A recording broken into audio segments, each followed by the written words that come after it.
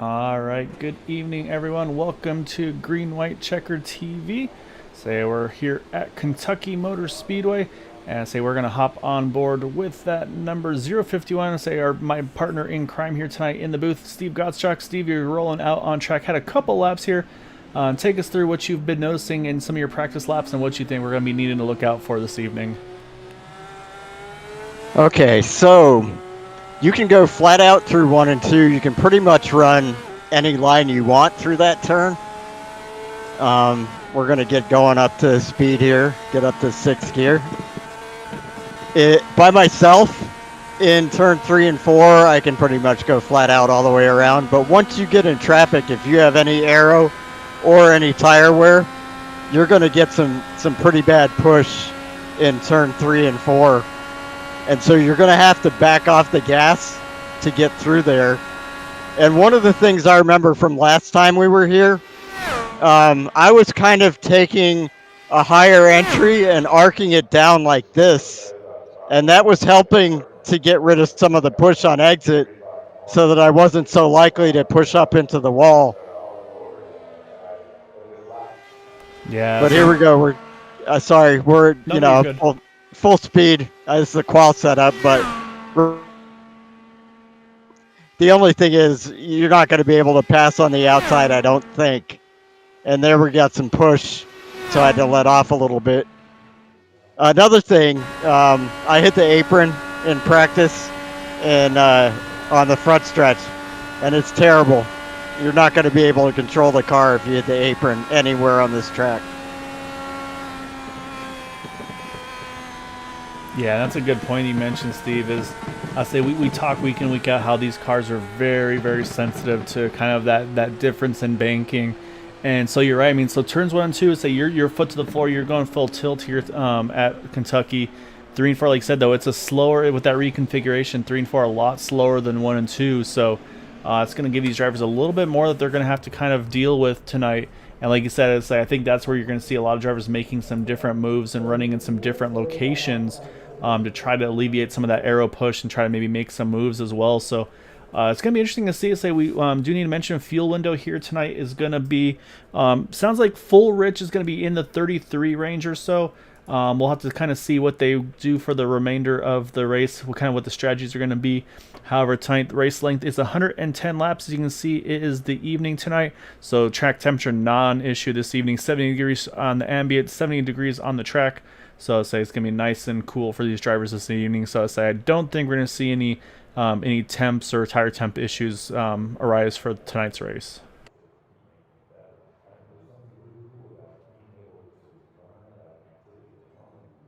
So I think the other thing that we're going to see is because of that little bit of push they're going to pick up in 3 and 4 and what that's going to do to tire wear, I think that'll help to kind of string out the field a little bit once they get a few laps in.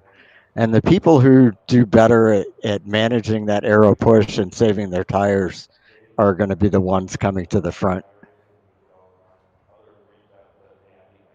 Yeah, and I think you're spot on with that one, Steve. I think that's exactly what we're going to see is, there's going to be some comers and goers. It just depends on the aggression that some of those guys are going to be having here this evening. So I think qualifying just about completed, so we'll go ahead and pull up our starting grid for tonight's event.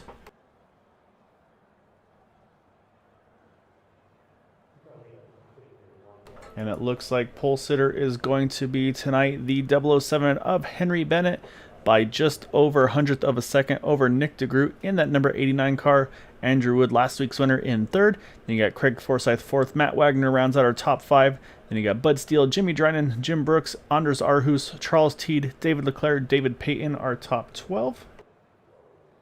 You got 13th through 24th here. You got Gary Corley, Alec Coates, Todd Merkel, Jack Walls, Jeff Heisong, Yari Brupacher, Benjamin Combs, and then some drivers opting not to make some qualifying laps. Now you've got James Ledford, Joseph Morales, and Chris Matthews in the 23rd position. And then in 25th is the 110 of Joseph DeCiro. You almost said me. I almost did. I'm getting a little bit better at it. I love what we're doing here, though, with having you be able to hop on track so I can actually ride on board and we can watch while you run your laps. So I say it's one of those things where it catches me off a little bit. Say I also have to always keep an eye out for that 001 of Kyle Ramsey as well. He's our in race basically race control, actually I should say. So say the way he does it is he monitors the race. Drivers will call out if there's any issues on track, and so he'll actually be the call if there's a yellow or not. If it's maybe a solo spin off into the infield, no harm, no foul, they'll let it stay green. And sometimes we've also seen where there's been big incidents that go, especially at like a Michigan. You'll see a big incident and they'll all go down into the inside wall, and they don't throw the yellow for situations like that. So basically, Kyle's able to kind of alleviate some of that. And I say some of the last couple of races, we had a few races really play out with the fuel strategy at the end, just because the way the cautions fell or didn't fall, Kyle was able to let that race play out to have some pretty wild finishes. So it looks like we're missing at least a couple of our more competitive drivers tonight. No, I don't see any Eric Schaus in the field, and I don't see a Chris Jabot here, and I don't see a Don Runkle. He's had at least one top 5 this year. Yeah, so you're right. We're missing a couple. He said the 93 of Kevin Brown, Chris Jabot. So I'm gonna have to possibly consider filing a missing persons report on Eric Schaus. Say every so often, of course, Rachel's always a huge supporter of the broadcast and really appreciate her watching these. I did bug her last week to say like, hey, do I need to start filing a missing persons report? So I guess they were on vacation, but I think they were back from vacation now. So unfortunately, though, definitely missing him on track here this evening. So I might have to contact their local authorities to maybe do a wellness check for that number 72 car. Yeah, I think that's a good idea. Maybe we can put him on a milk carton. That's a good idea, actually. I like the milk carton idea. We got to go back to those. And my apologies to Kevin. I can't believe I forgot you, buddy. Kevin has been pressuring these guys up front in every race he's been in this year. Yeah, he's definitely had pace. Just a few little hiccups here and there that have unfortunately kind of not been his demise, but definitely have hurt his chances of great finishes. But we've got some of our heavy hitters right up in that front 2 rows here, actually front 3 rows really. Henry Bennett, our season 7 champion, and then Nick DeGroot, kind of Mr. Photo finish in the 89 car. Andrew Wood, last week's winner. And of course, a couple of our perennial front runners, Craig Forsythe, Matt Wagner, as pace car is in. Green flag is out, and we are underway. 110 laps is the race distance here at Kentucky, as Henry Bennett gets a great start to lead the way.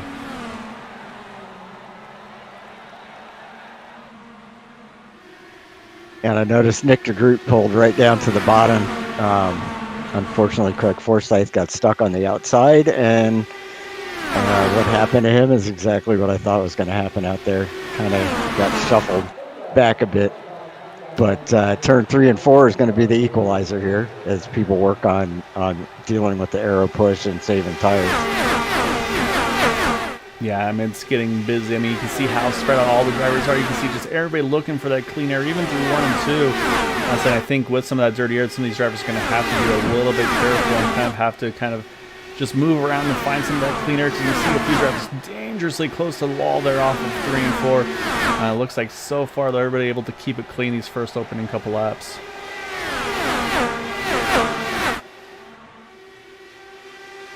So right now Henry Bennett has the lead over Nick DeGroot there in second, Andrew Wood in third.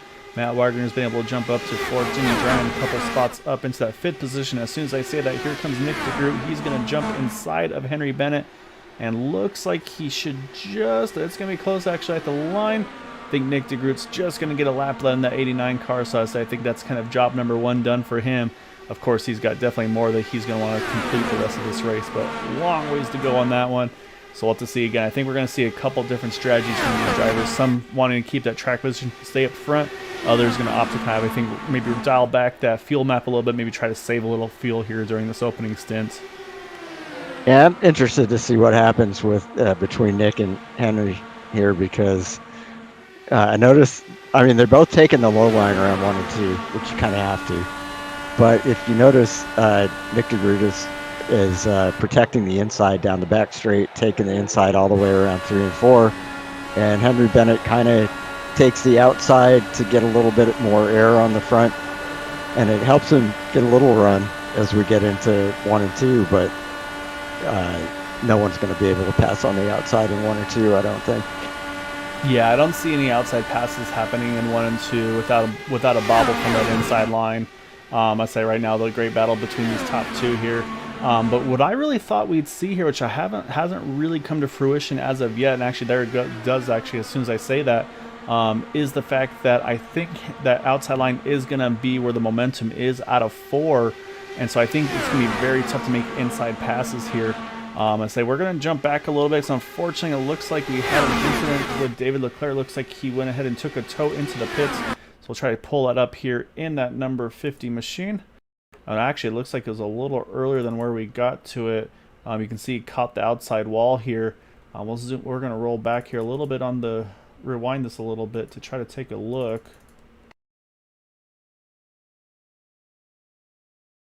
Because he's kind of rolling the wall all the way through 3 and 4, it looks like. And yeah, just gets a little bit too hot there. And yeah, unfortunately, just catches the outside wall. But it does a great job. He stays up against the wall, just kind of rides the wall all the way through. And then once it's safe, he's able to pull down and then I believe takes the tow into the pits. But unfortunately, it's going to put him several laps down here. So we'll jump back live. So unfortunate for David. I say it's kind of just a continuation of last season. Just it seems like any bad luck he has, it doesn't go away. Yeah, one of those things where, you know, if you could just had a caution come out for that, yeah, you wouldn't have lost so many laps. Yeah, exactly right. I'm not sure if he would have been able to limp that thing to the pits or not, but that's the thing, is he was able to keep the car rolling forward. So I think even with iRacing, probably would have stayed under green, as we have a great battle though up front. So I haven't had a chance to kind of go through the field a little bit. You see Henry Bennett, Matt Wagner now fighting pretty hard here for that second position. Andrew Wood got a nice little view of this fight here. Actually, let's hop on board with Andrew Wood as we mentioned. And there's what you said, Steve, that inside line. Immediately just able to easily pass that 11 car of Matt Wagner, put himself now up into that 3rd position. So I think you're right, Steve. I think that inside line is going to be where you really need to try to position your car there out of 2. Yeah, I think definitely. Matt he'd done a good job, charged all the way up to 2nd spot, and now it looks like he's just dropping back a little bit. Really close there, entry of 1 there with Matt and Jimmy Dryden in the 99 car. Luckily, no contact, but very close call right in front of Craig Forsythe. And then right behind him is the number 10 of Anders Arhus. He's up into 7th, started in the 9th position, so +2 for him so far. Anders has had some really good runs, just hasn't had the luck to kind of complete the result that he'd be looking for. 2nd place, I believe it was last week at Loudon. Just unfortunately, the pit strategy didn't quite pan out for him tonight or last week. Charles Steed, he's up into the 8th position, +2 from his starting spot. And then right now, rounding out our top 10 is the 6 of Bud Steele and the 7 of Gary Corley. But Gary right now under pressure from the 38, I believe. No, actually, no, I'm sorry, that's 51 of Jim Brooks. Looks like these guys kind of going back and forth. However, it's David Payton right there also having a really good view of this battle, because these guys are kind of going 2 by 2 occasionally. Almost looks like they might have an attempt of a 3-wide battle.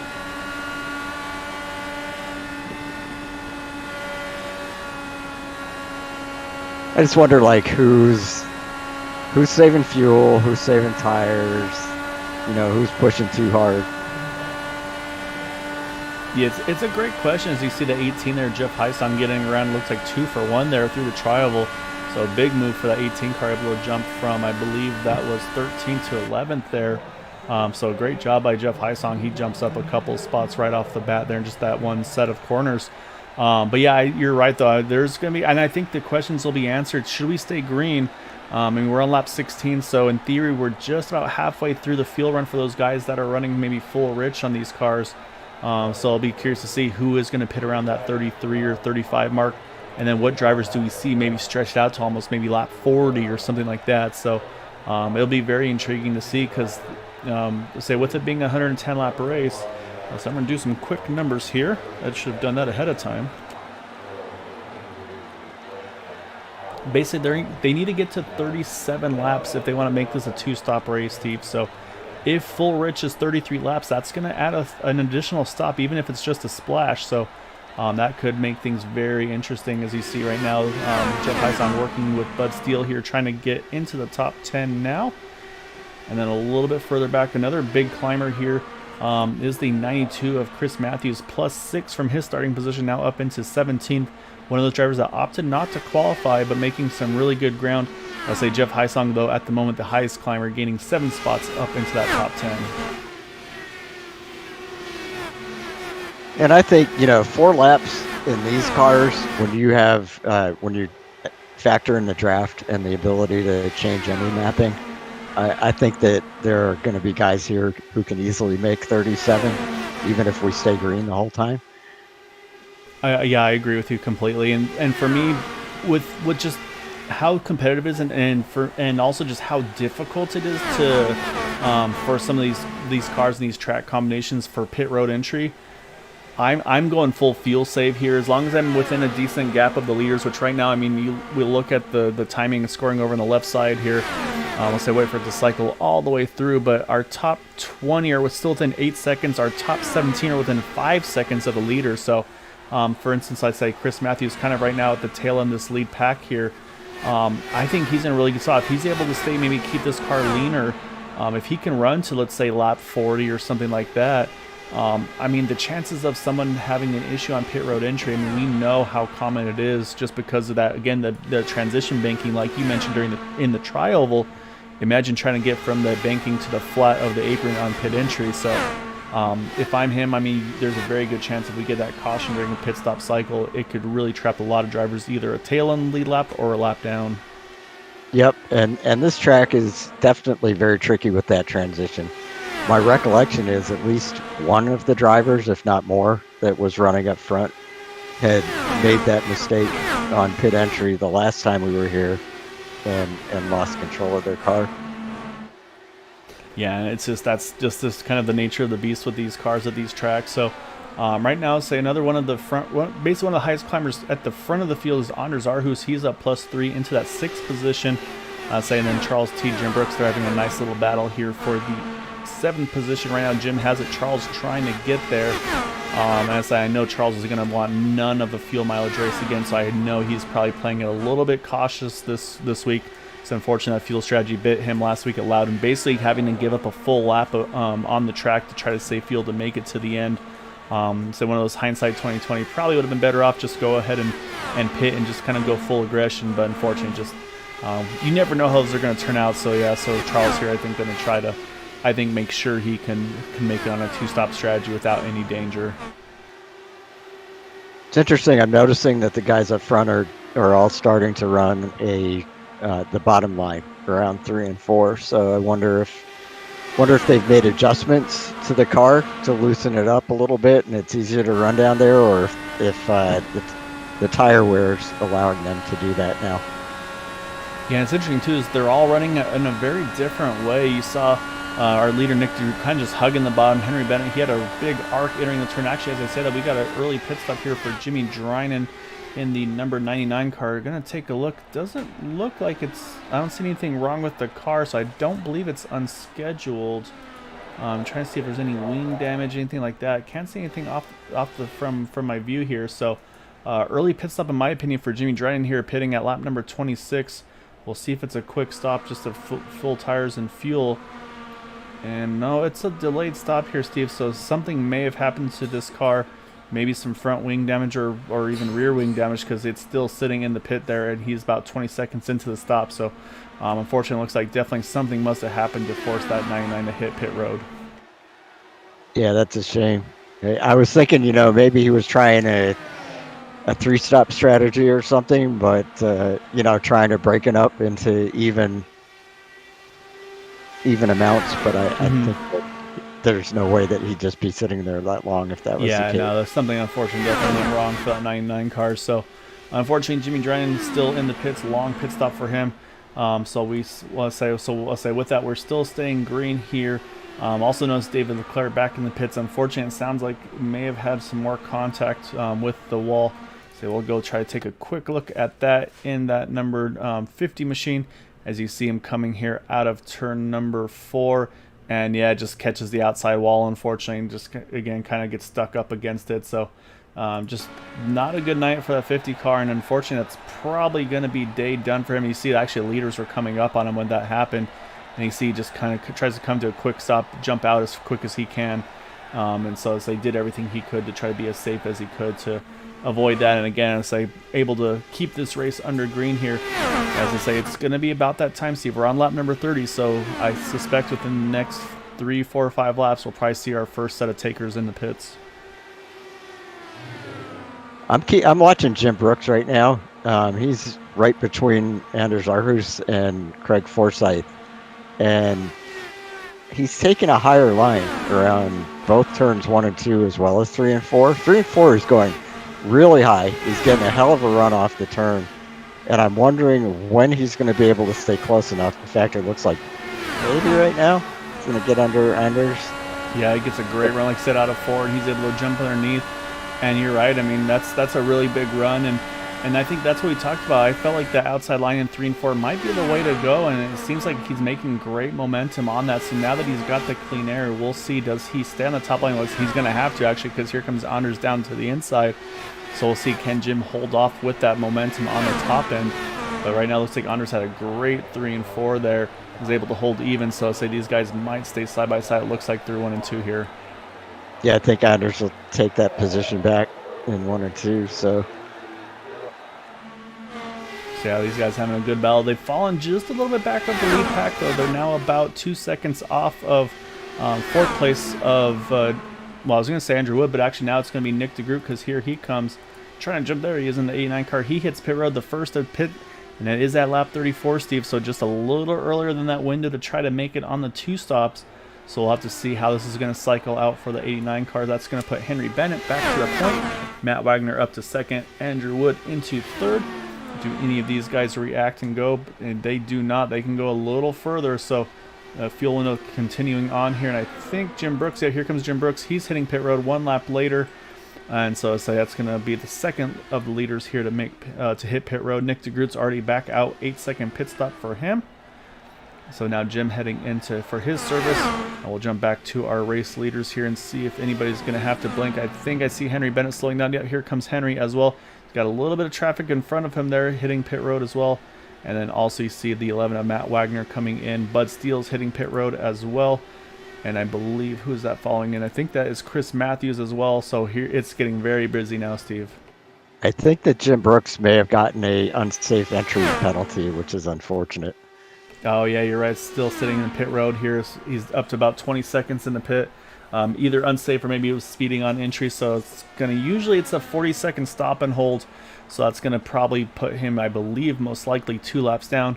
But right now, last week's winner, Andrew Wood, he's back to the point, and he's really stretching his fuel out, Steve. I mean, right now he's got about a 4-second, just under a 4-second gap over Craig Forsythe in 2nd. And I say, we'll see. It looks like he's starting to slow down. Yep, here comes Andrew for his scheduled pit stop here, coming in lap 38. Looks nice and tidy. Craig Forsythe, though, he says, all right, you guys keep hitting. I'm going to stretch my fuel even more. And he's going to cycle his way around to the point. And I'm saying the same thing for Craig. Now he's got a huge gap, one of the furthest that's able to stretch that fuel number. Yeah, it'll be interesting to see where he comes out in relation to everybody else. But he's going to pit this time, I think. Yeah, oh, he gets loose, catches it quickly. Boy. Great save by Craig there. Now he's got to make sure he gets down to pit speed. Looks like he does so. So that's going to complete our pit cycles. Jack Wall's also in pit road. And like we suspected, it is going to put Jim Brooks 2 laps down. He was 3 there for a moment. Now should cycle back to 2 down. But after the pit stop cycle, I believe the lead is going to go to Nick DeGroot. So you're going to see there's Andrew Wood on the apron just exiting pit road now. And so, yeah, so Nick DeGroot, a great in and out lap for him. He's going to come out of the pits, and he's going to have a nice little gap, it looks like, over Henry Bennett here, about 1.3 seconds.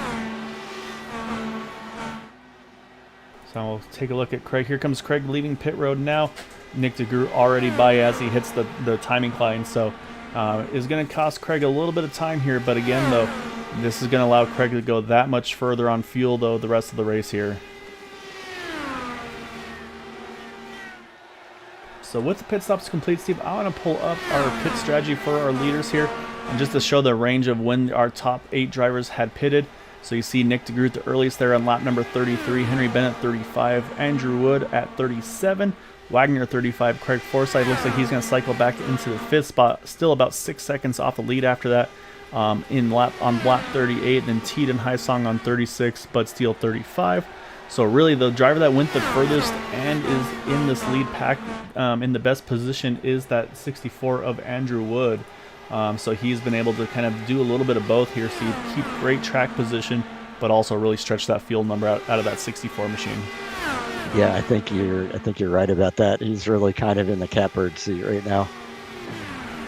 I mean, and where he is right now on track, I mean, he's right behind Henry Bennett. He's got Matt Wagner behind him, but everybody's got a nice little gap kind of in between them now. It's all within about a half a second or so car to car.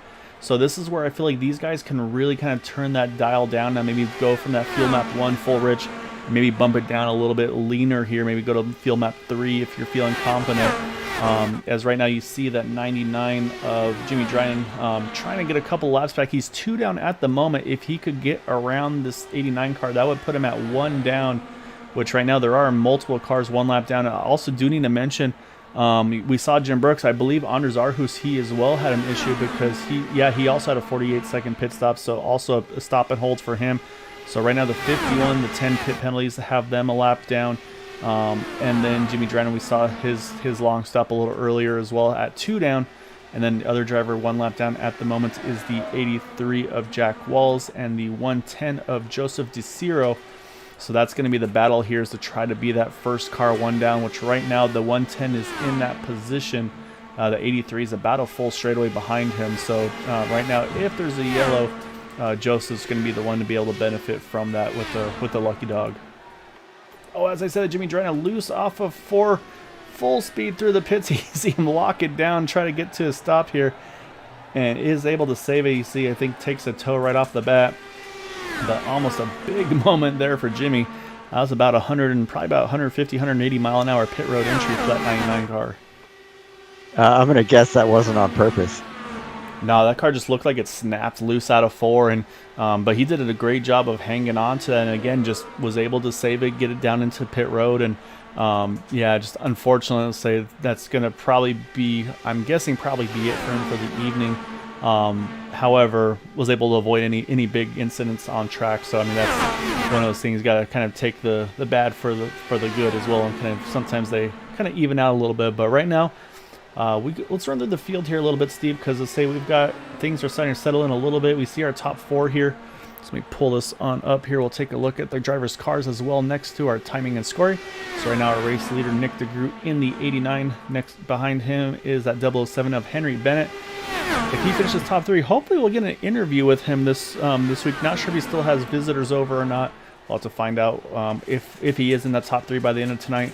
In 3rd, last week's winner Andrew Wood in that 64 machine. In the 4th position is the 11 of Matt Wagner. And then about 5.5 seconds back is our 5th place driver, the 27 of Craig Forsythe. In 6th, Charles Teed in the number 5 machine. He's up 4 spots into that top 10. But right now, one of the biggest climbers, Jeff Isong, plus 10. He's up in that 7th position. A great job by Jeff here early on in the race. 8th position, the 6 of Bud Steele. In 9th is Alec Coates. Just a couple seconds there back. He's also gained 5 spots from his starting position. And then rounding out our top 10 is the number 38 of David Payton. 11th is the 77 of Benjamin Combs. Benjamin's also gained 8 spots from his starting position up into 11th. And right behind him, that 92 of Chris Matthews, right now the highest climber, plus 11 from his starting position. So great job by Chris, kind of just slowly but methodically working his way forward through the field this evening. 13th, you've got the 7 of Gary Corley. 14th is the 60 of Joseph Morales. He's gained 8 spots from his starting position. In 15th, you've got Todd Merkel there in the number 2 machine. Behind him, Yari Brupacher. He's gained 2 spots up into the 16th spot. James Ledford there in 17th, right behind him. And that is the last car on the lead lap at the moment. And we've mentioned those drivers a lap down. In 18th, 1 down is Joseph DeCiro. 19th is Jack Walls. Pit speeding penalty, I believe, for Jack may have set him back as well. And then we saw what happened, unfortunately, earlier for Jim Brooks in the 51. Speeding on entry, Anders Arhus, same situation for him. And I believe that is everybody that is currently on track here. I'm going to double check to see if the 99 is still on track or if he did wind up retiring here. And it looks like Jimmy did retire, so unfortunately early exits for Jimmy Dryden and David Leclerc. And that completes our 21 drivers still in this event. So while you're going through that rundown, Charles Teed caught up to Craig Forsythe and drove by him. I think that Craig may have been playing some strategy there and wanting somebody he can draft off of to save some more fuel. But it's interesting because we've got the lead pack, which is 4 cars. They're all running right together. And then we have the second pack, which is now 7.5 seconds back, and they're running actually a lot slower than the lead pack. All these guys saving fuel, and that's another 4 cars. I think we may have a 5th one. Yeah, it looks like we have a 5th and 6th joining Alec Coates and David Payton. Yeah, you're right. So that group is definitely getting a lot bigger. So you wonder, Craig Forsythe may be trying to pull something, because right now of the lead pack, we talked about Andrew Wood. He's definitely right now in the best position on fuel, going those 37 laps to try to make it on a 2-stopper. Craig Forsythe, maybe I say probably having all that clean air in front of him, just wasn't able to make the numbers he was looking for. Probably was able to pretty much just keep that foot to the floor. So now he's going to use Charles Teed kind of as his pick, if you will.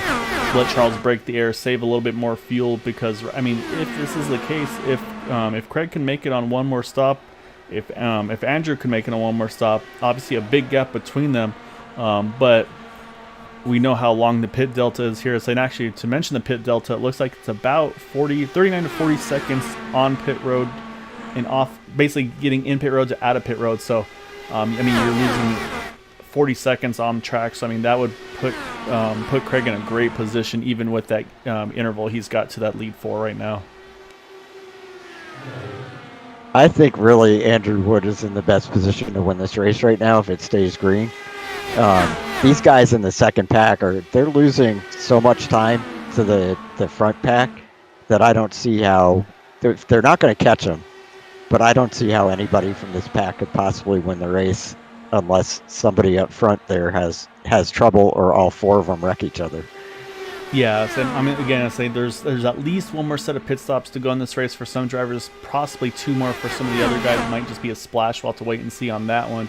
But you're exactly right, though. Like I said, Andrew Wood pit on lap 37, Craig Forsythe 38. But the thing is, Andrew came out in the draft right behind all these guys. I mean, he's just been running fuel numbers, I'm pretty sure, this whole run here. And I have a feeling that's the same thing right now for Henry Bennett, Matt Wagner. Like I said, I think they're kind of using right now Nick DeGroot kind of as the rabbit, if you will, letting him go out there, set the pace, and again, burn the extra fuel, and just give them the kind of the dirty air, yes, but also a lot of draft that's allowing them to probably run a nice and easy fuel map to really help them save. Because, I mean, Nick DeGroot, he pitted on 33, so I mean, based on that, we suspect we'll see him in the next probably about 6 to 7 laps in that 89 car. But the question is going to be, how much further can Henry go, can Matt go, and then how much further can Andrew go compared to those guys, because last time Andrew was able to go 2 laps further than Henry and Matt. Yep, and Henry and Matt, I mean, they pitted on lap 36, which is, I mean, that's pretty close. If they save a little more aggressively this time, they could potentially make it a 2-stop race. Yeah, exactly right. But I say it might get to the point where maybe then Andrew Wood, with maybe again, if he can go even 2 laps further than them again this time, maybe that allows Andrew to kind of be able to kind of go full rich and forces them to still have to save, where it puts Andrew in that better position. So it's kind of a cat and mouse game like we were talking about. And right now, like you said, though, I mean, even with this though, these top 4 are still running just a little bit quicker than those guys behind. Nick DeGroot running about 24.75. Charles Teed, in this leader of the second group, running 24.97, so just over 0.2 of a second down. So I mean, to say, and again, we don't know what strategy Charles. As I said, a big car or a big wreck in front of the leaders. I believe that might bring out a yellow. So far, we stay green. Surprised that didn't come out. That was Joseph Morales there that had a moment. I'll try to see what happened to that number 60 machine, because that was a potential to be huge, as was right in front of our lead drivers there. See Joseph there up on the top side here, kind of stuck up against the wall here. And then I think what probably is going to happen here is we'll see him try to drive it off the wall, but unfortunately probably right before the leaders had got to him. So, actually no, he does spin it there off of, and then yeah, catches the inside wall. You'll see him, he's able to collect it. And oh man, yeah, that very close. Could have, should have been a yellow on that one. Some drivers probably very happy it stayed green. Others probably wish that we would have seen that yellow there.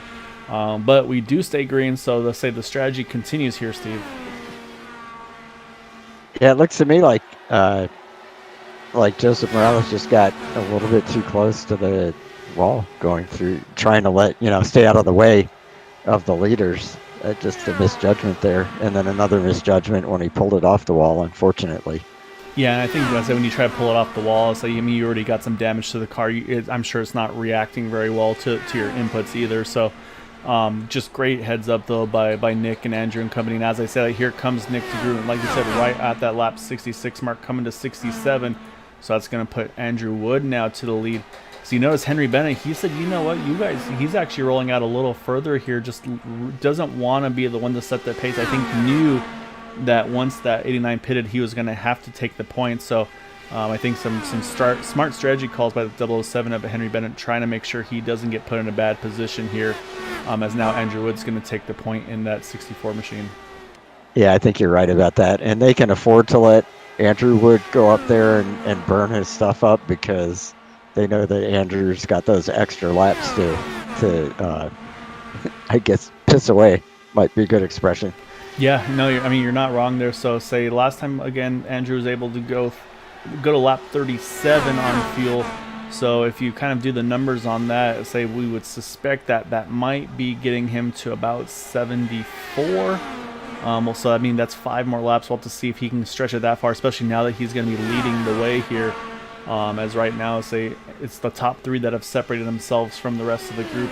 Say he said that gap to fourth. I mean, it's up to 9 seconds now. And like you said, I think Craig Forsythe, he's just thinking the big picture here. He definitely is committed fully to this 2-stop strategy. So that's why we see that number 27 here kind of doing what he's doing. As it looks like Joseph DeCiro, Alec Coates, they both hit pit road. So definitely the second set of pit stops has opened. Gary Corley also hitting pit road as well. And here comes Jim Brooks as well into the pits. So yeah, so pit road definitely starting to become a busy place here again. Now, how much longer to the leaders pit? And here comes Charles Oswell pitting here on 71. He's going to bring Chris Matthews along with him. So yeah, so say now, yeah, like I said, it's the question now is going to be the leaders, and based on Matt Wagner's position on track, I think we're going to see Matt here at lap 71. And yep, here comes Matt Wagner. He hits pit road as well. So that's going to leave now Andrew Wood, Henry Bennett. So Henry is able to stretch his field a little bit further than Matt has been able to. We'll see if it's 1 lap or more, or has Henry been able to maybe equalize what we've seen with that 64 car going those 2 extra laps. Maybe Henry's been able to gain those 2 laps on back. And here comes Henry. So no, it is going to be 1 more lap at least for Andrew Wood. Henry pitting here on lap 73. Here comes Andrew Wood, though. He's going to continue to lead this race here. He's going to stretch it 1 more lap again. So definitely running some great numbers again in that car. Jeff Heisong, he is now up into the 2nd position. David Payton 3rd. Again, I think Craig Forsythe, he is really working this field number as hard as he can right now. And I think he's actually probably backed it down a little bit more than he had been earlier. Oh, as I said, a caution is out. You see trouble on the pit exit there. I believe that was Matt Wagner involved, trying to catch the other car in that one as well. I think that was Jari Brupacher. So we have a caution in the middle of the pit cycle, Steven. That's exactly what we talked about. A lot of these drivers did not want to see. You also see Jack Walls looks like he's got some right front damage to his car. Is Matt waiting for a safe place to loop that car back around? And he does. I say we'll try to see if we can find where this caution happens. It looked like it was towards the pit exit. So let's go back and take a look. We'll see where Matt, I think it may have been around Matt and Jari here on the pit exit. We'll take a look.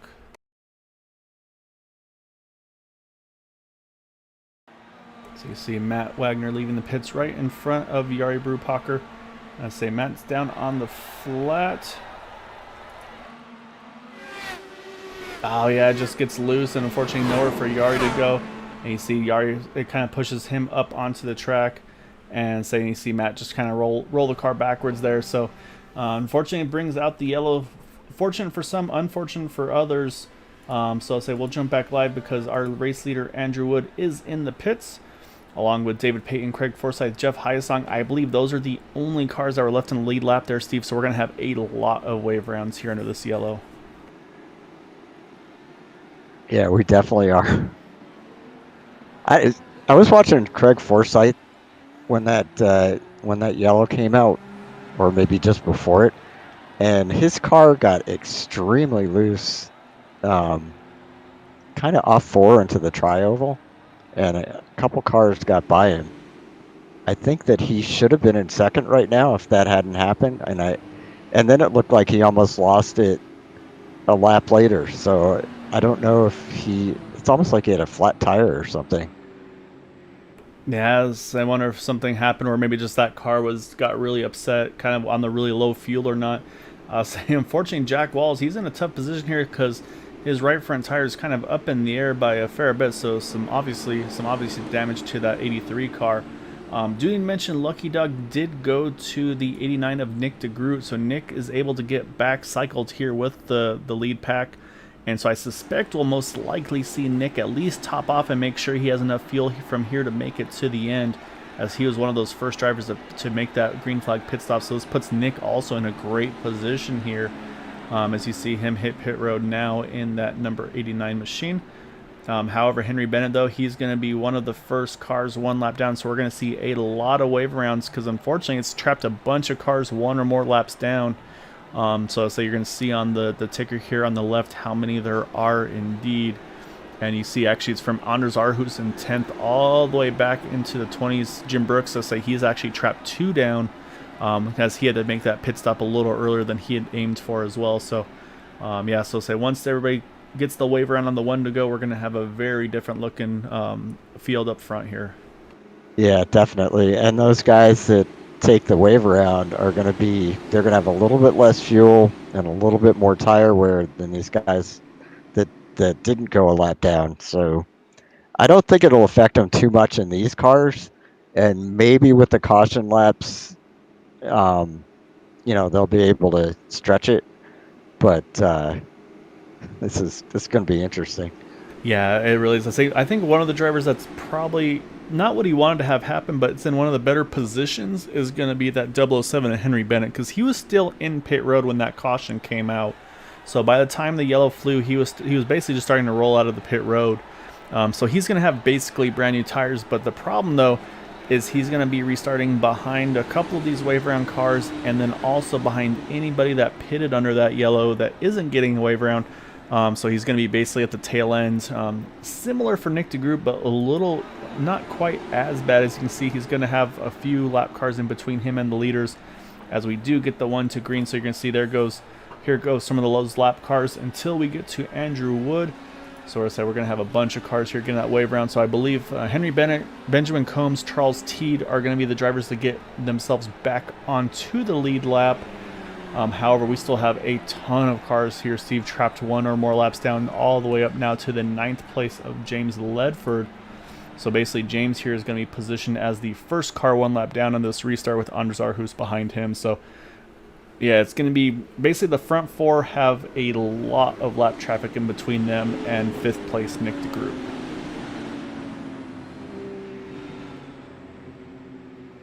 So I think, that with so few cars on the lead lap, I mean, it is possible that anybody on the lead lap could still win this race. But I think even with these caution laps, that the guys who took the wave around are going to have to be a little bit more conservative on fuel.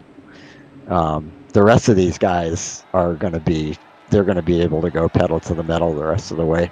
Yeah, it's going to be really close. So we're going to restart this with 33 to go, which is right on that field number, Steve. You see the pace car head off. It's going to be Andrew Wood leading the field. Hit Jeff Hyasong there in 2nd. David Payton 3rd. Craig Forsythe 4th. As there goes Andrew Wood, going to lead the field back to green flag again. And he gets a nice jump over that 18 car. Give himself a little bit of breathing room as we've got 33 to go. Did Henry Bennett get the wave around? No, wave round went to the 89 of Nick DeGroot. So Nick did pit a lap later than the leader, so he does have a little bit more fuel than leaders.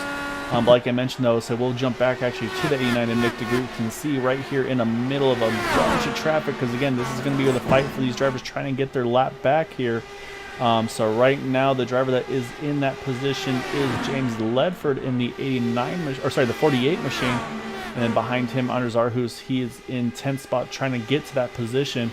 So right now, though, like I mentioned though, so if you're Nick DeGroot, you got to try to work your way through this traffic before you even have a chance at those front four.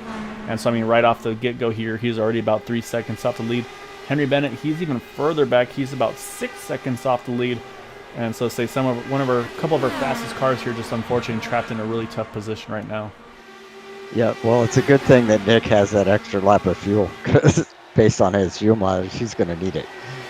Yeah, exactly. I mean, he'll be able to kind of abuse it a little bit too. Like I said, go full rush. Some of these guys, if they're worried about that, they'll be able to kind of tone it down a little bit. But up front, though, say Andrew Wood, Jeff Heisong, they're having a great side-by-side battle here, trying to get that lead. And say right now, Andrew's going to hold that inside like we've seen before. We'll see, can Jeff make the momentum work on the top side? You see Craig's right in this mix as well. So right now we got the top four all locked on with each other. We got Andrew Wood, Jeff Heisong, David Payton, Craig Forsythe are the top four. And you can see, I mean, they're all within just a couple of tenths of a second of one another. I can tell you, Nick DeGroot is on a tear. He took off over half a second that last lap. Oh, as I said, that caution is back out, trying to see where... Oh, it looks like Henry Bennett is involved in this one, Steve.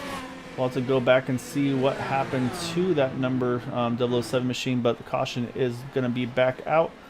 And I believe that's going to put the lucky dog position, I believe, to James Ledford, if I'm not mistaken. Let's go back to see if we can find what happened to Henry here. This looks like either a net code or a rare mistake by Henry Bennett. So we're going to go back and take a closer look. So it looks like it's contact with him and Chris Matthews here. We'll slow this down as I go through the side. 3 wide through the tri-oval. I believe that's Gary Corley to the inside, Chris Matthews to the outside. And so you see Gary starts to kind of move back up the track, and I think Henry reacts to that and then catches the front corner of that 92 machine. So unfortunately, both of them get into the wall here. And so they kind of get hooked onto one another as well. You're seeing both those cars kind of getting stuck with one another. Heavy damage to the 92 car, as I don't believe he was able to limp that thing back to the pits. You see actually both tires completely destroyed. I say Henry Bennett, yeah, I think he's going to be in a similar boat here. So it's going to put us back under yellow. We'll jump back alive here. As we do that, Nick DeGroot, you see he's going to hit pit road here, Steve. Probably just going to get some fresh tires on that car. Charles Teed's going to do the same, as they were on the tail end of the lead lap anyway. So I think it's a great strategy for them. Leaders all stayed out, so these are going to be the only 2 of the leaders to pit. We mentioned James Ledford. There he goes. He's going to get back onto the lead lap. So unfortunately, we lost one of those lead lap drivers in Henry Bennett. We're going to gain one back with the 48 of James Ledford, which now the lucky dog battle is going to now be between Anders Arhus and Matt Wagner there in 9th and 10th. Alright, so while we're back under caution, we'll step away for just a moment, and then we'll get back here in just a few when we get to the 1 to go.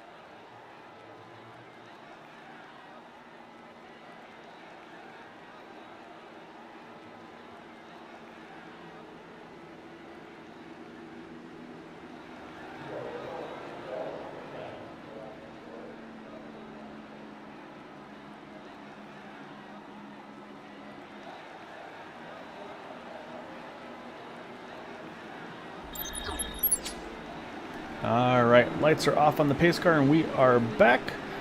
So say it's going to be Andrew Wood leading Jeff Hysong, David Payton, Craig Forsythe, and Benjamin Combs. Those will be the top 5 who did not pit under this last yellow. However, the A9 of Nick DeGroot, the 5 of Charles T did pit. It's going to be about a 10-lap difference in tires, Steve, and we do know 3 and 4. I say we've seen that's definitely been the more difficult turn for some of these drivers. So it'll be very interesting to see if those tires, if they can play a difference in this one, because like we mentioned we're talking under yellow, there's still plenty of time left. I mean, we're just, maybe about 10 laps shy of being a full fuel run. So everybody here, we know they're good to go in fuel. We're going to see definitely everybody full rich to the end. So yeah, it's going to be interesting. And like I said, also going to be a big fight for that first person to be one down, which right now is in the hands of Anders Arhus. Matt Wagner is going to try to find a way to get that back, though. Yeah, I'm really interested to see how this plays out, because we've got a mixture of guys who were running up front versus guys who were just kind of laying back and had fallen back a bit, but were playing strategy. But all these guys up here are fast, so let's see how they race each other. Yeah, so there's no more fuel mileage worries here. As you see, we're back to green.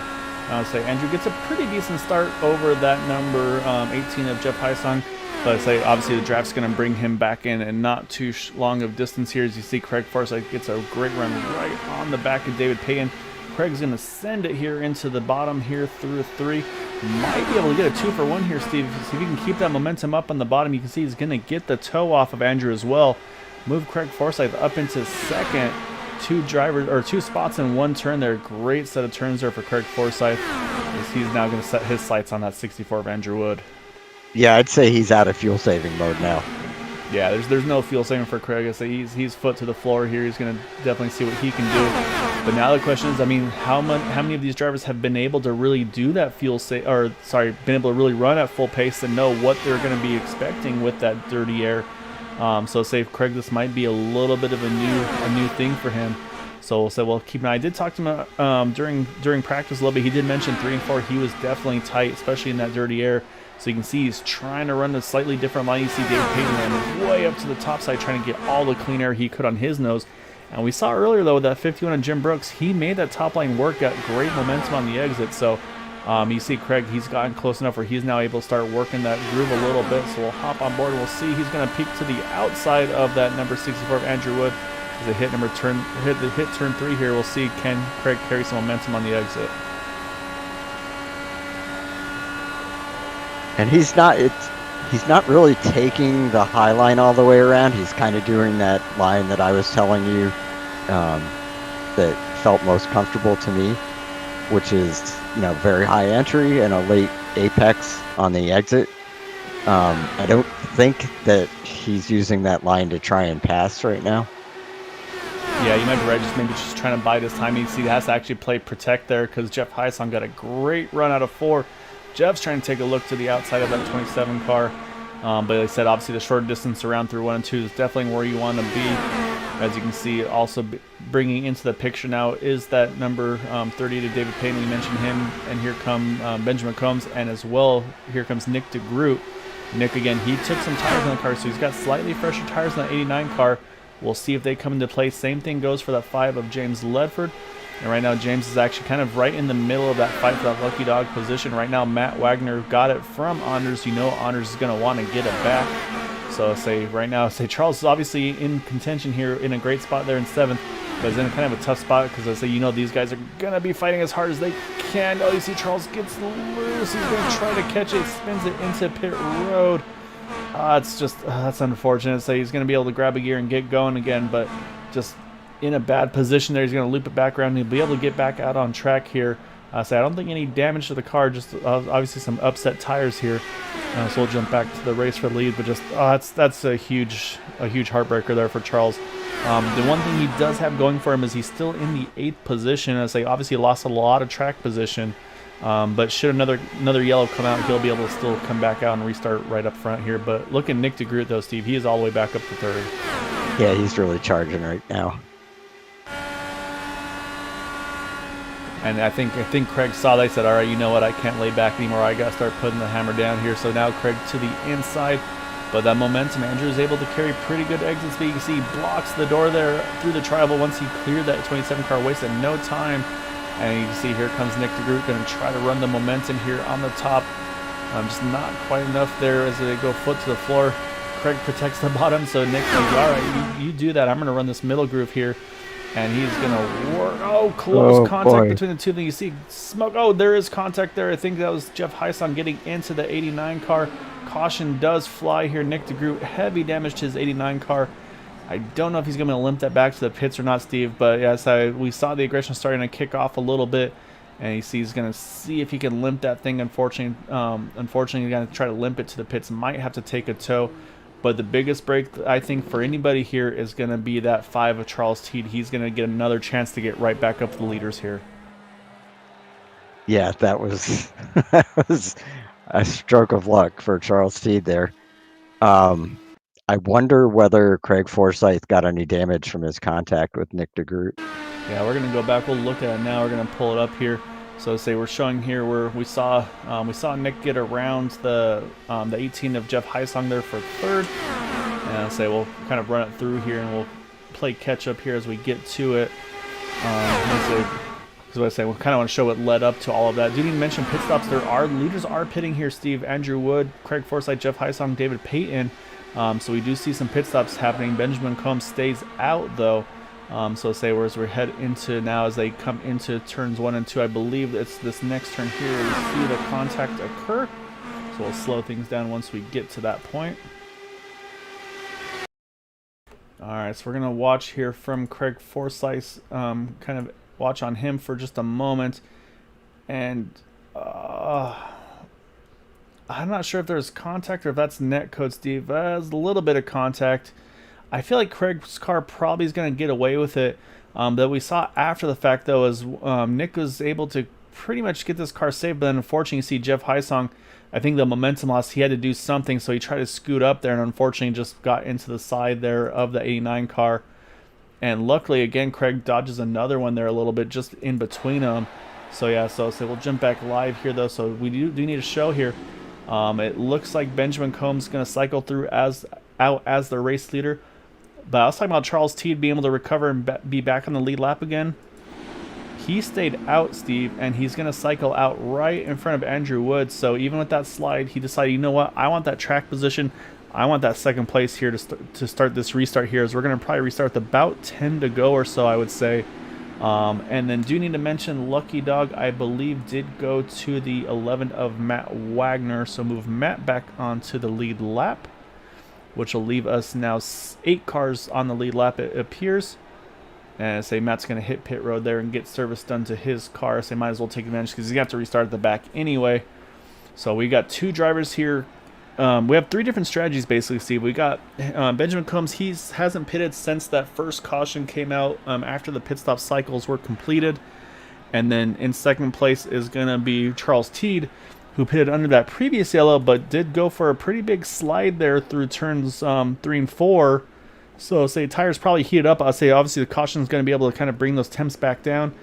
And then third on back, Andrew Wood, Craig Forsythe, David Payton, James Ledford, Jeff Heisong are going to all have 4 fresh tires on their cars.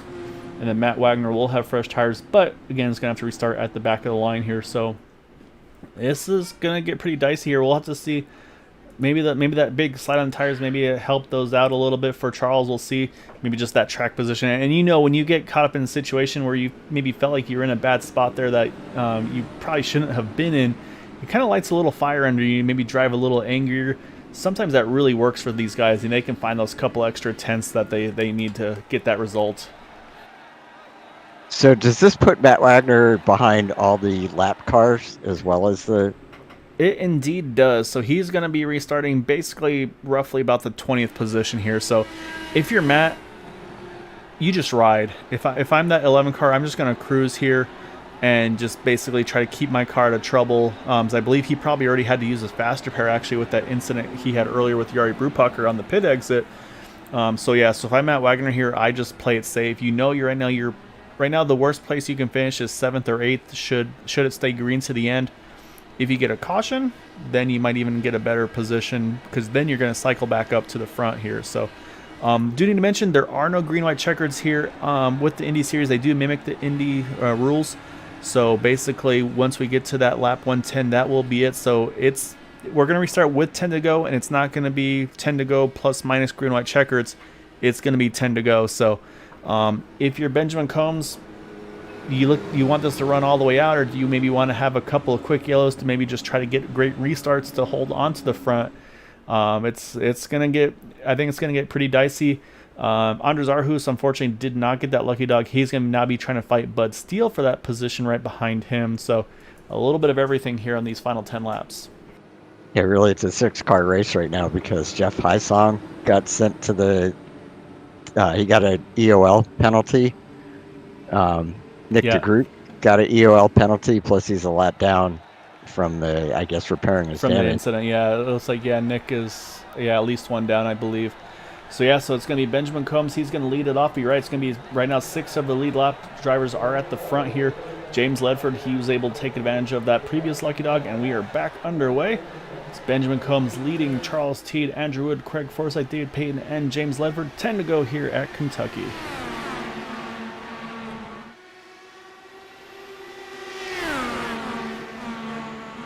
Oh man, Charles gets a great run there out of 2, Steve. He's going to take the momentum to the top side here.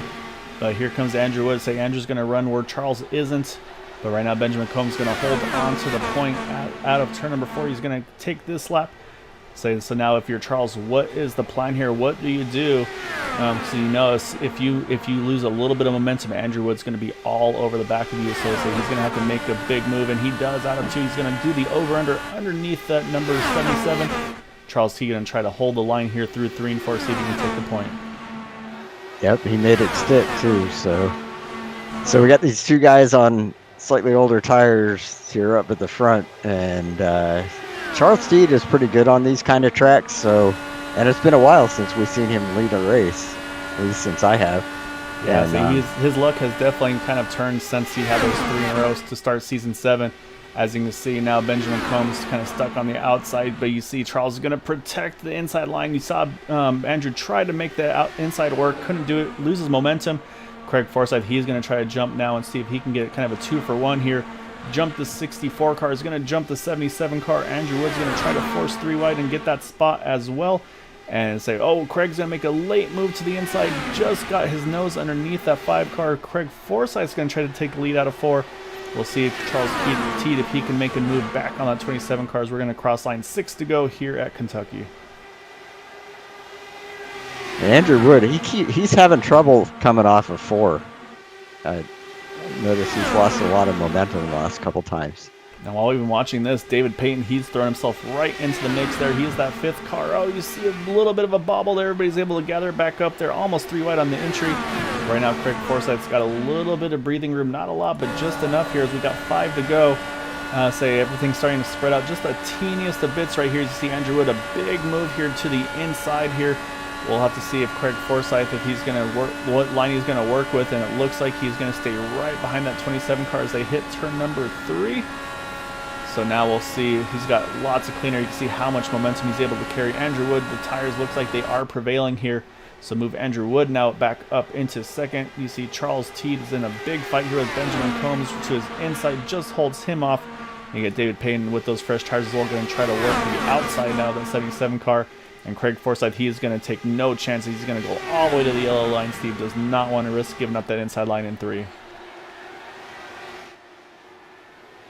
Yeah, I'm wondering if this is going to work for him all the way to the end, because if Andrew Wood, if he somehow figures out how to make the outside line work in 3 and 4, he's going to get the momentum that he needs.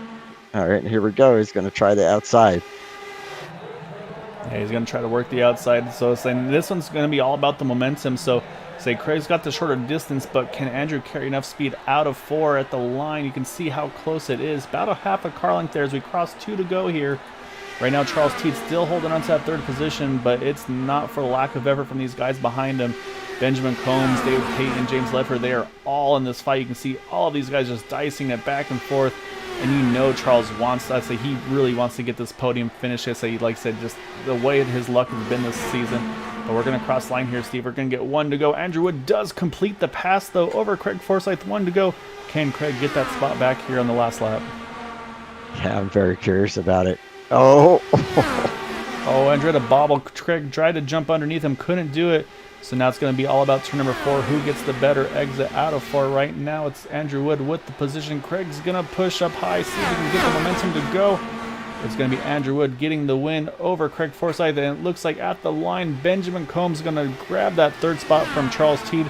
Charles, though, going to recover from that spin to finish in 4th. David Payton rounds out our top 5. James Ledford in the 6th position. And they got Jeff Heisong, Matt Wagner there in 7th and 8th. Somehow those guys were actually not too far out of the mix there. You can see they finished within 2 seconds of the leaders there.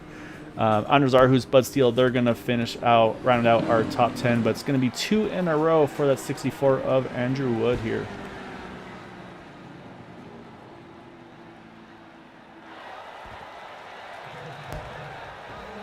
That was a great move by Benjamin Combs to get past Charles Teed at the end.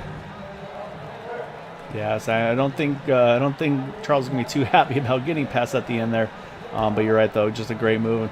We'll watch this burnout here, and we'll go back. We'll take, because we're kind of jumping around a little bit at some of the battles there. But I got to go back. We'll take a look at that move by Andrew Wood to get that position. As you can see, he's going to loop this thing around back into pit lane here. So let's go back. Let's take a look here at that pass here by Andrew Wood on Craig Forsythe. And like you said, Steve, he was able to get the momentum finally out of 4. We talked about it seemed like he was struggling on it, but then he was finally able to get that momentum. I think just got the run he needed, and then just got a great exit out of 4, kept that momentum. You can see kind of kept Craig pinched down low as well, so Craig couldn't wash him up as much. And then as soon as he was cleared, just cut in front of him. And then same, looks like pretty similar there with Benjamin Combs, Charles Teed. Watch their battle here coming to the finish here. And it looks like Charles, I think just those tires with that big slide just weren't where they needed to be. And you see Charles again also was protecting the inside line here. And we'll watch to see. And again, yeah, Benjamin just really able to work that top side, keep the momentum up. I mean, he was inches from the wall out of 4, but able to make it work to grab that 3rd place.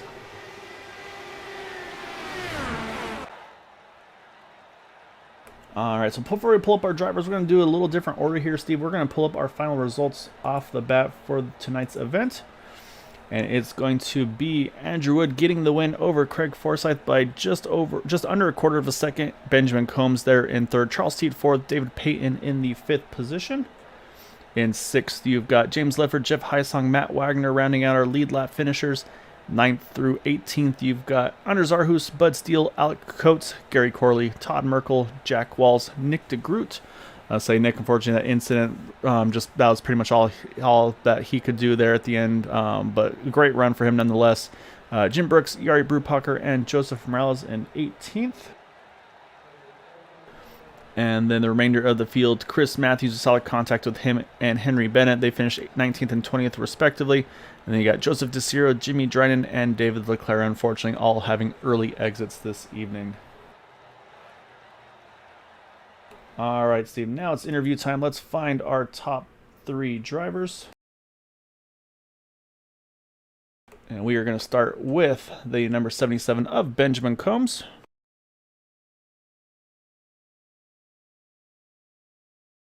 All right, let's bring Benjamin on here, Steve. Let's say so. First off, congrats on being our highest climber tonight, Benjamin. Plus 16 into that 3rd, up to 3rd tonight. And then definitely some big pit strategy on your side. We saw kind of a mixed strategy. Some drivers pitted on that caution after the pit stops happened, like Charles Teed and one other. I'm blanking on the name now. And then the second caution, we saw pretty much everybody else except for you and Charles opted to go ahead and stay out for that track position. How big of a difference did you feel like the tires were? And just, I mean, take us through that last dash to the end, because, I mean, you guys were going for it pretty hard there. Yeah, that was a blast. It's always fun when it comes down to some clean, close racing. But yeah, I pitted, and as soon as I pit, the caution came out on the last green flag stop. So that was perfect. It allowed me to get the wave around, and from there, yeah, it was just save tires. I think there was 2 more cautions after that. So that really helped. But yeah, I just didn't have much to lose. I figured, why not go for it? Yeah, so it was kind of just the position I was dealt, and I just tried to make the best of it. Did you feel like you had anything for the top two once they got by you, or were you just racing for third at that point? I was trying to come back. I thought I had something. I mean, once I figured out like, oh, I might have the same grip level as these guys. Obviously not as high because they're sticker tires, but I wasn't being left, so I was like, I'm gonna fight this thing out to the end. Yeah.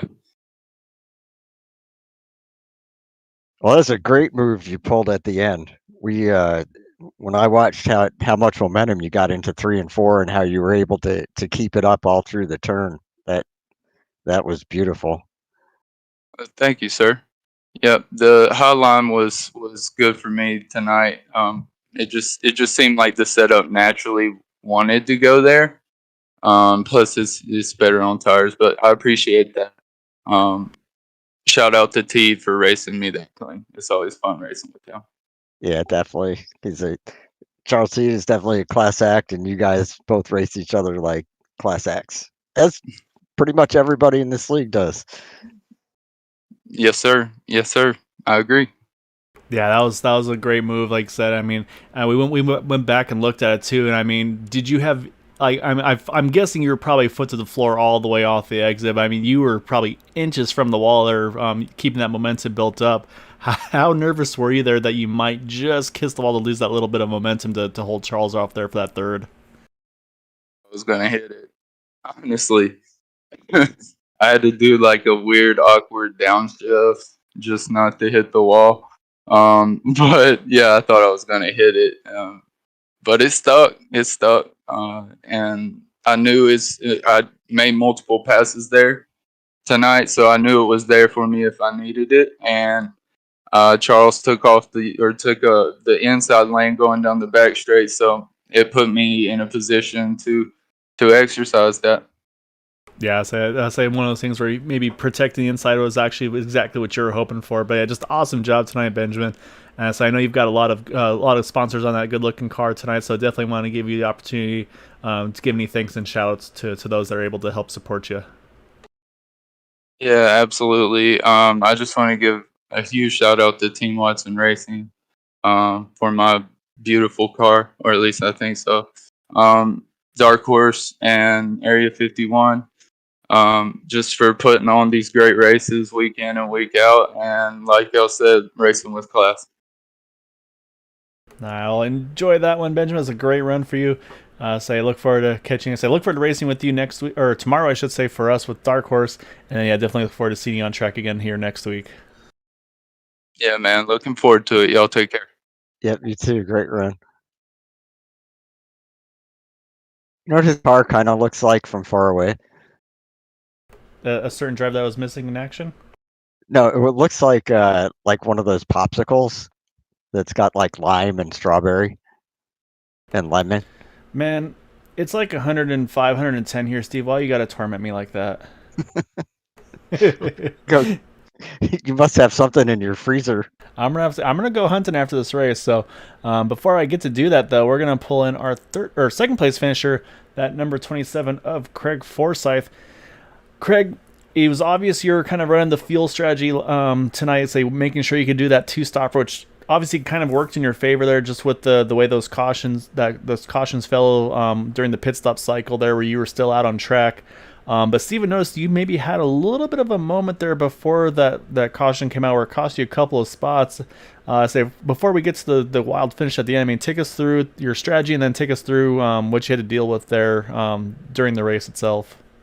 Yeah, thanks, guys. No, I got incredibly lucky tonight, and I'm fully aware of it because, yeah, I committed to the fuel save strategy. I was going to two-stop it right from the get-go. But on the first pit run, on the last two laps, I almost put it into the wall, I think 2 or 3 times. The car just became super unstable on the super light fuel with really worn tires for me. And then the exact same thing happened on the second stint, and I lost a ton of time that that time in a bunch of positions, and it was only that caution that ruined everyone else's strategy and saved mine. Yeah, it was a really good job. But I'm going to give Steve here a second with you as well. But say definitely another, of course, is the run to the end there with you and Andrew. A great battle between the two of you. Obviously, it wasn't easy to get to Charles, to get through Benjamin as well with the strategy that they pulled. And then but I mean, just take us through those last couple laps. I mean, you guys were dicing out, trying to find as much clean air as you could, and use that momentum, it looked like, to full effect. Well, first off, I've got to apologize to Nick because we bumped coming into I think it was 3 there, and he had to check up, and I think Jeff ran into him. Didn't have time to check up or didn't see. Was trying to get under him, I think, but I feel bad for that because that's not how I like to race. But no, it was that last caution. We'd stayed out on the second last caution, the lap 80ish or 89ish caution. Not realizing that the server had actually been set up to put all the lead cars at the front. So a couple of the leaders here, we were talking about how we were going to stay out because there'd be no way you could get through the lap traffic in time. And then all of a sudden, with the one to go, all the lead cars got moved to the front. So we thought we were pretty dead at that point, and it was really only that lap 100 caution that let us put on new tires and gave Andrew and I the ability to race through everyone on fresh tires. And I mean, Andrew's a hard racer. It's good battling with him. He may be new to the league, but he's sure not new to driving this car. So battling with him is fun. It was a fun battle for us to watch. I noticed, I think it was the lap before the one he passed you, that you were doing a really good job of protecting the inside. And he tried to pass you on the outside, but you got a good enough entry into 3 and 4 that you were able to hold him off. And the next time around, he managed to get outside you, I guess, early enough on the back straight that he pinched you down to the bottom, kind of messed up your entry into 3 and 4. And I think that was what let him get around you. And then I noticed on the last lap, you had a hell of a run through 1 and 2, and it looked like you were trying to get under him coming off the turn, but he kind of came down for a normal line. I don't know if he was trying to block you or just, he was already committed to that. But you obviously had to let off the gas a little bit, and I think that ruined your chance to try and pass him in 3 and 4. So I'm kind of curious, what was your take on all that?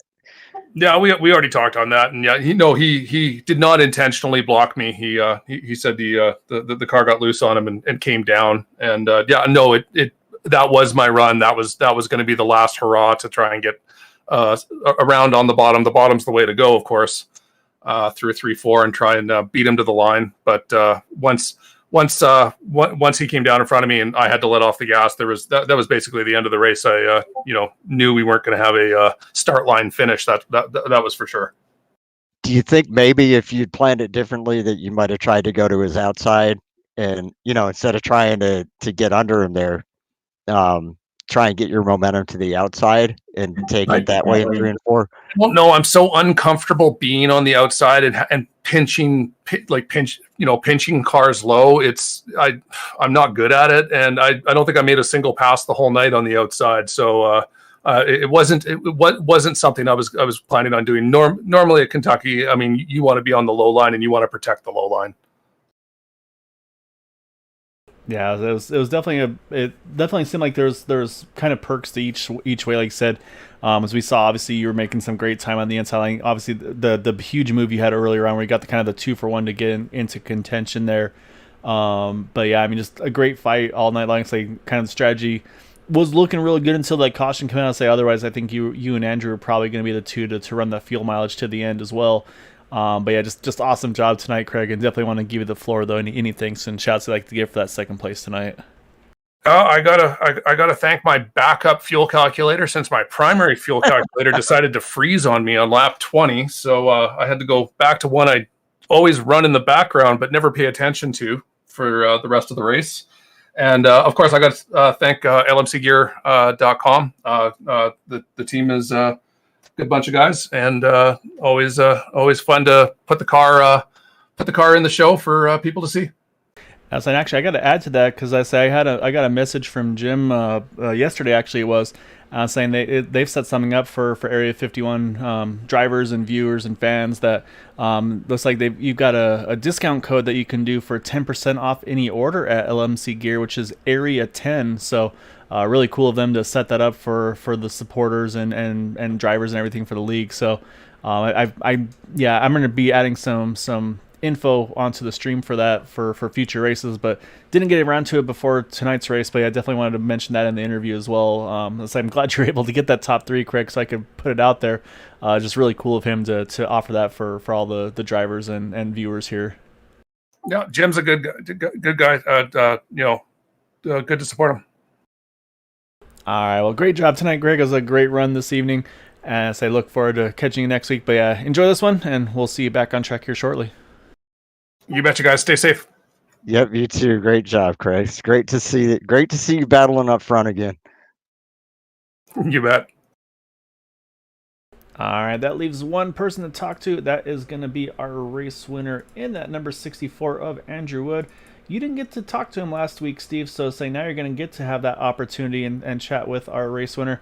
So let's go ahead and pull Andrew back in over here. That's 2 for 2 for you, Mr. Wood. I'll say that whatever that top secret finish you've got on that car and on that helmet, it's coming to pretty good use here. Yeah, this was definitely unexpected. I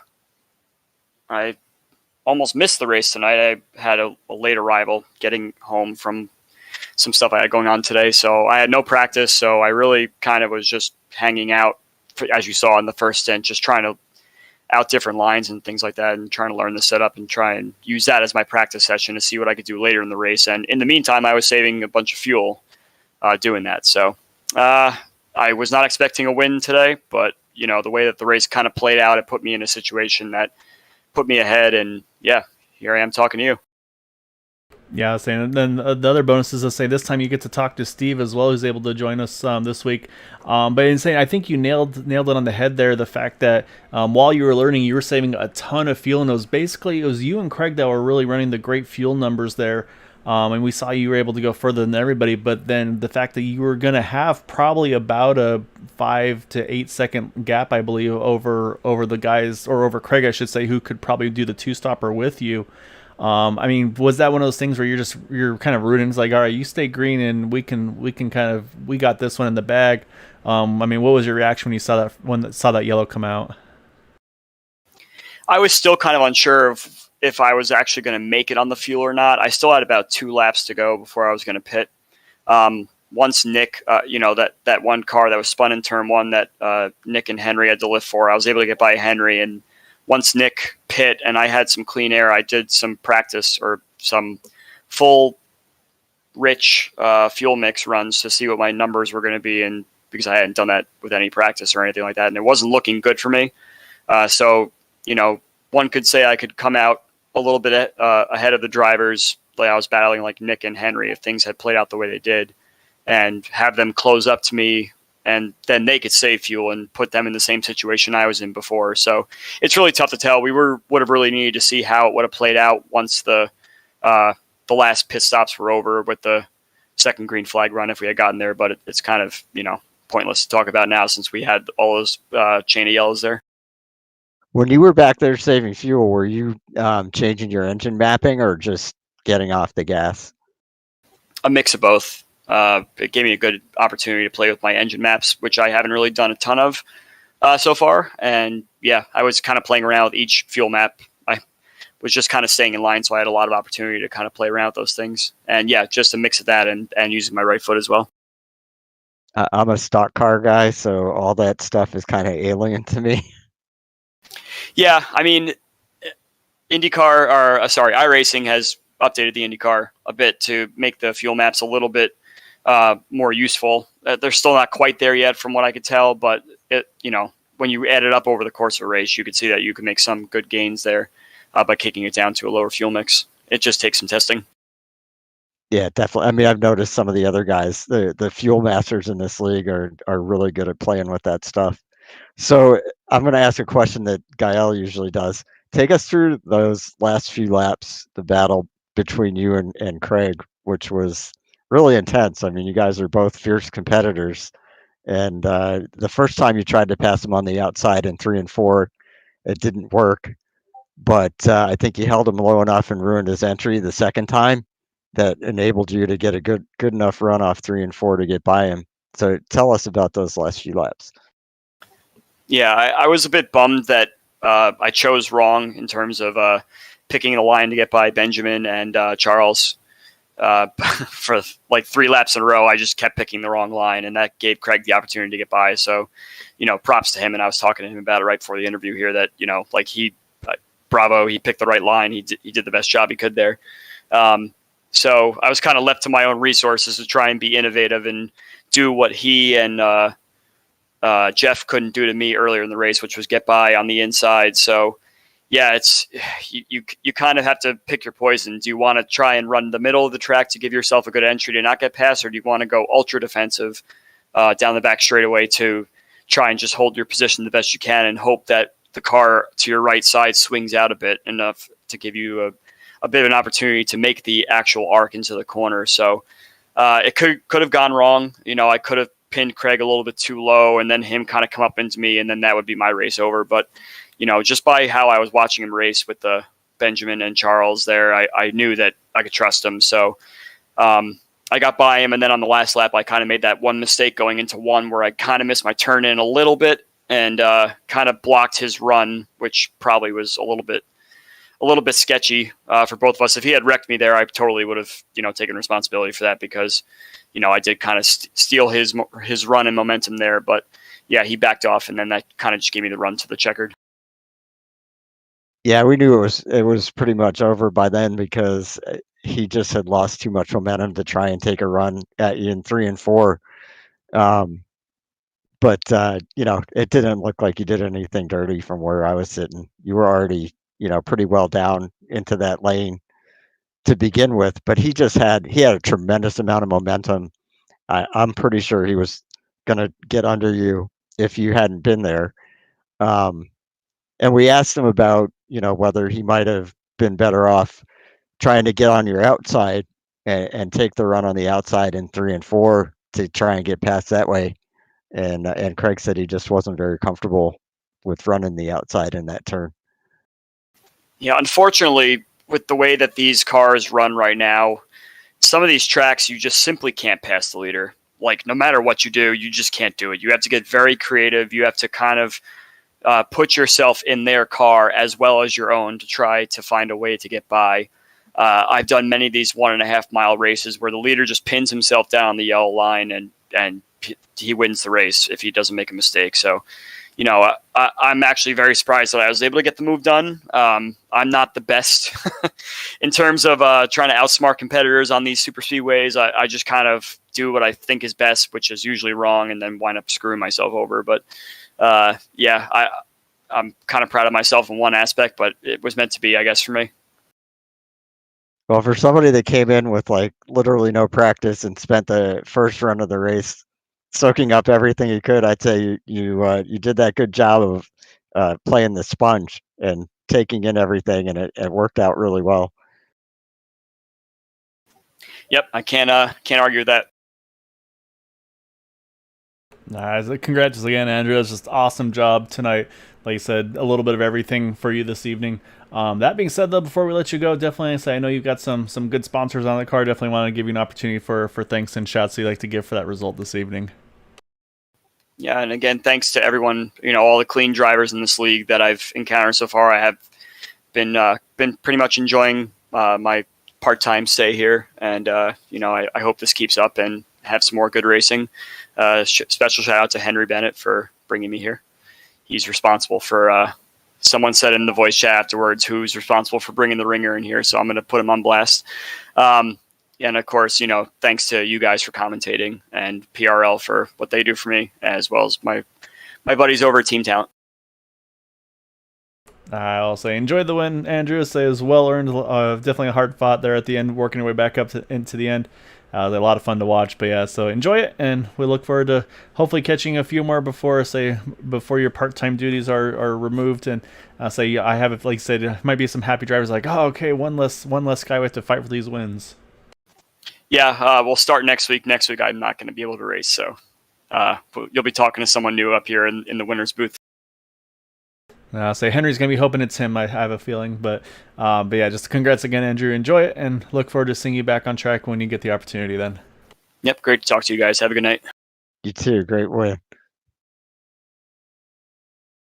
All right, Steve. That is our race winner. Andrew was a part-timer, but 2 for 2 in the races he's been in. As saying, Craig kind of mentioned in his interview, it's he might be new to the league, but definitely not new to these cars, and he definitely showed it this evening. But yeah, just these guys again put on a great show this evening. Say different strategies that we saw throughout the race. If it was going to be fuel mileage, 2 stops, 3 stops, and then of course the varying strategies of tires, no tires, and yeah, it was definitely a little bit of everything tonight.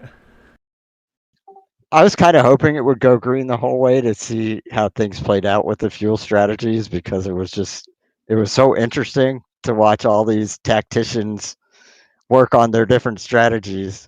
And but it came down to just go for the gold at the end, and Craig and Andrew put on a heck of a show. Yeah, that they definitely did. It was a lot of fun to watch and be able to commentate with you as always, Steve. It's definitely good to have you back in the booth. As always, really enjoy being able to share this with you. But yeah, so we'll be back again next week for some more IndyCar action. We'll be back on Thursday for the Premier Series, and they will be at the new Nashville Super Speedway. So it might be one for you guys to check out. Should be a lot of fun over there. It's going to be a very difficult track. I could see these Indy cars maybe going to that track as well in the future. I think these cars would actually put on a pretty good race over there as well. So, Steve, as always, it's a pleasure. I enjoy doing these races with you. Obviously, of course, got to thank Area 51 for letting us be a part of it as always as well. But yeah, say on to next week. Yep, likewise, Gael. I have a lot of fun doing this with you, and look forward to many more. That sounds like a plan. So those watching, as always, thank you so much for watching, supporting. And I say don't ever feel hesitant on joining us in the YouTube chat. Try to keep an eye on it as much as I can throughout the races. Always appreciate seeing you guys root on your favorite drivers, friends, family, whatever they may be. And as always, also got to mention, got to thank Dark Horse for the partnership here with Area 51 on this with this Indy series, and then of course got to thank ESTV as well for letting us kind of hop on board here as well. So if you're not watching on the Green White Checker channel, you can find them on ESTV on YouTube, Facebook, and on Twitch. And then they do re-air these things, so you can find them on your casting devices like Roku and things of that nature. So it's a really cool thing that they're putting on for the races here. So really want to thank Eric and some of the guys over at ESTV for what they do as well. So until then, hope you all have a wonderful evening, and we'll be back on Thursday. But until then, hope you all have a wonderful evening. So thank you and have a good night. Night, everyone.